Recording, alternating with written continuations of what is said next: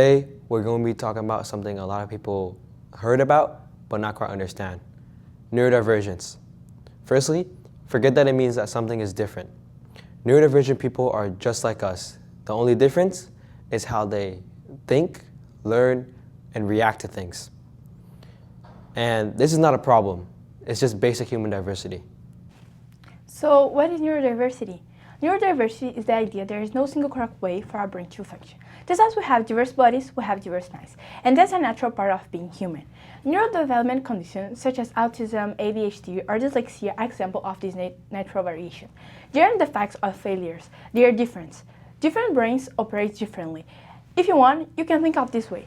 Two people are not exactly alike. So why would our brain be? Neurodiversity movement emphasizes a few key principles. First, these neurological differences are real and should be recognized. Second, they have values as they contribute to diverse perspectives, creativity, and problem-solving skills. And third, many of the challenges neurodivergent individuals face are not caused by their condition alone, but by environments that are not designed to support different ways of thinking. This means it's not only about changing the individual, but also about improving and adapting the environment around them.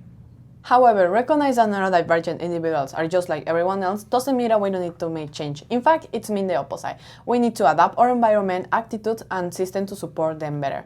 A step and action go together. The goal is to build a more inclusive society where the differences are respected and supported. Because being different doesn't mean being less. Hi everyone, today I'm here with Mr. McIntosh. So, Mr. McIntosh, I have some questions for you. How did you first come to understand that your child is neurodivergent? Yeah. So if you take a look, this is my two boys. This is my son Andrew, and that's my son Kenneth, and of course that's me. So my son Kenneth, he's now 22. We had him diagnosed with autism at the age of 3. So at the very beginning, when he was a little boy, we noticed that he had a speech delay, and also one other thing that we noticed was that he couldn't point properly, which is kind of interesting because, you know, we always associate that pointing something we take for granted, but so people who have autism often have difficulty expressing themselves. It's a form of communication. So that was one of the things that we first noticed. What challenge have you faced with the school system or community? Well, we've been pretty lucky because our family's worked really hard over the years to try and help my son, and we feel that you know, as the role of any parent is to provide the best life that you possibly can for your child, and I think we've done that. We've worked really hard, so we're in a good place right now. There were lots of challenges with regards to schooling, of course, with regards to socialization, but I think, you know, it's better to be positive because I think if you work really hard and you're a good advocate for your child, things can work out. What have you learned about empathy, patience, and advocacy through this journey? Oh, what a good question. My goodness, without a doubt, I've become far more empathetic. When you deal with something like this, you have to put your faith in other people, and then of course you rely on how other people interact with you, and you also rely on the community. So if you look at this picture, I love this picture because it's, you know, myself and my son, we're helping my son play baseball.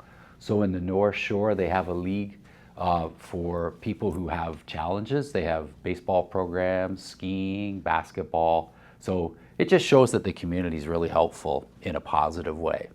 Yes.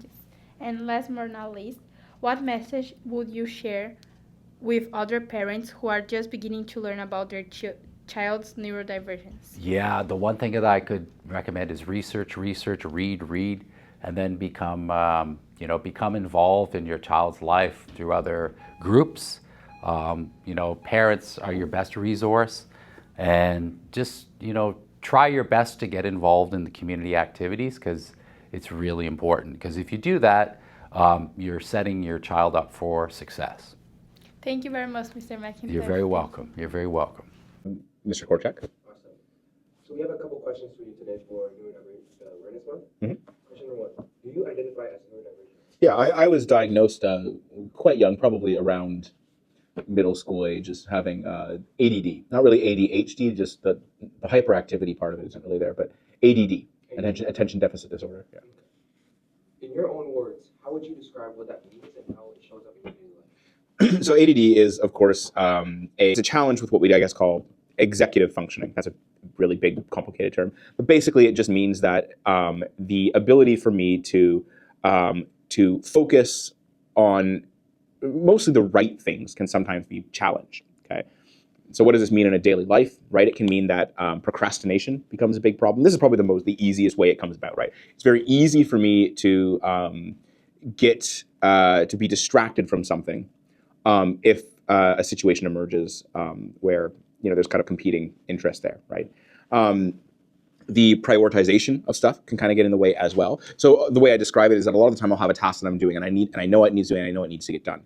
But how that applies to the other tasks throughout my day is almost totally random, right? So I almost have to go out of my way in order to make sure that I'm structuring the different things. So if somebody gives me like 5 tasks at once, it can be a very challenging thing to encounter because I don't really know which one to focus on more. And it will result in things like, so for example, if my tasks are to clean the kitchen, fold laundry, and I don't know, cook dinner, I might end up doing all 3 of those things at once because it's hard. My brain will suddenly kick and be like, oh yeah, by the way, the laundry. And then I'll be in the middle of, I don't know, wiping down a counter, and I'll just halfway through wiping down that counter, I'll just walk over and do a little bit of the laundry and then kind of come back to it, right? It's a fairly light diagnosis. So what that means is that some people, it can be almost paralyzing to be encountered with this sort of thing. With me, it's not really, and I've gotten better at managing it over time, generally without medication. But it is often a challenge. I tend to kind of also, background noise tends to all kind of be at the same volume as anything directly in front of me as well, which is great when you're a teacher because you can hear everything going on in your classroom at all times. But when you really need to focus on one thing, if I'm, for example, talking to my wife, but my kid is both talking to us and crinkling like a crinkle ball, all of those noises will be at about equal thing, which can make it very difficult to focus on one conversation. So I would probably say that's how it manifests, yeah.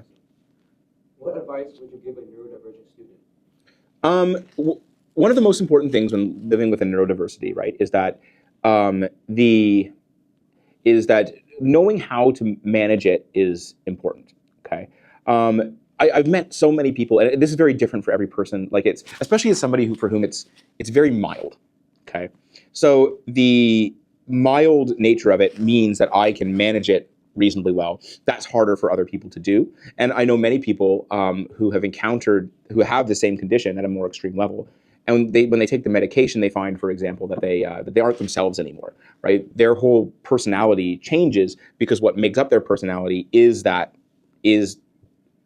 least in part, that condition that they have, because that's who they are, right? So some people can be very resistant to managing it through medicated means. But that being said, it is important, I've found, to understand that you can't let your neurodivergence serve as something that you want to have to make excuses for, okay?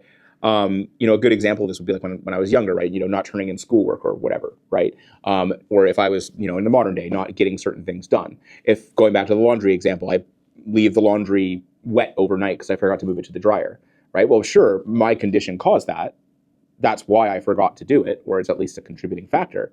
But it still doesn't mean that I now don't have to waste another Tide Pod to, clean the laundry, right? It doesn't mean that work isn't not done, right?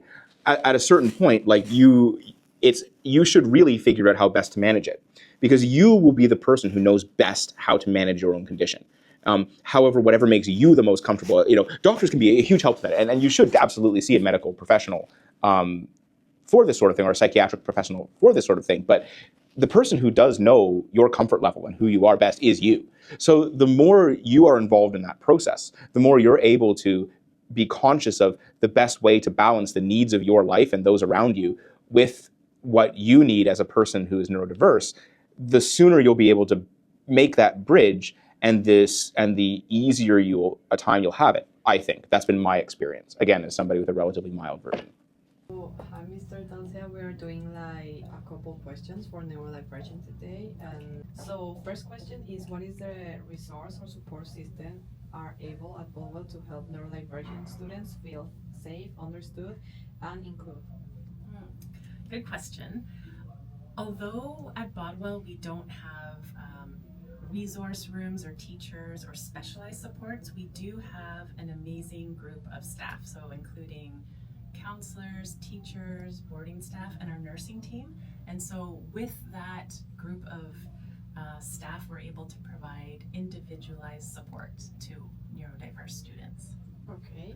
So, next question is, how does Bolwell promote awareness and acceptance of neurodiversity to create a truly safe and respectful space for neurodivergent students?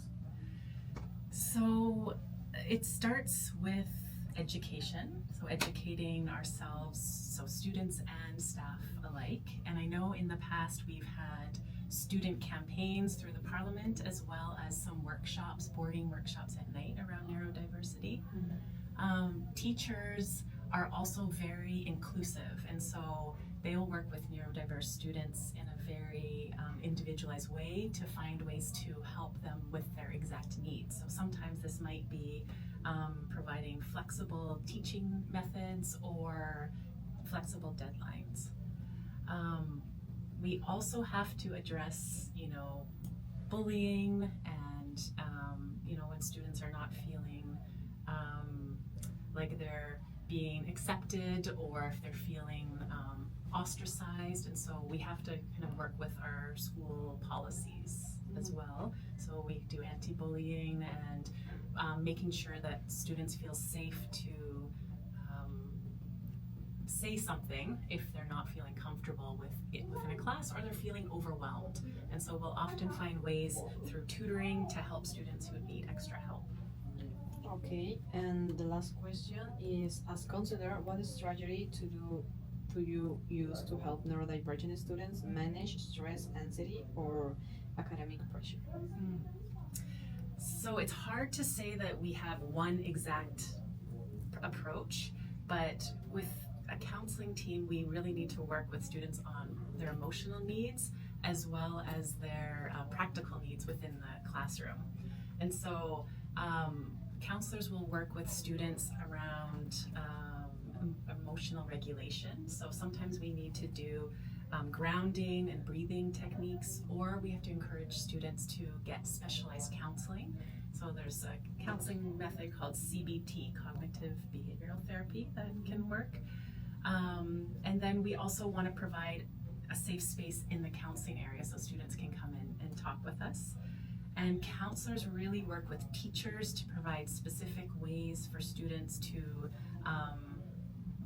do really well in classes. And I think the last way is that counselors work with families and parents to find out ways that work for their children. And basically we just want to have a non-judgmental environment at the school. Okay, so I think that's it. And thank you so much for your time, Ms. Dulce.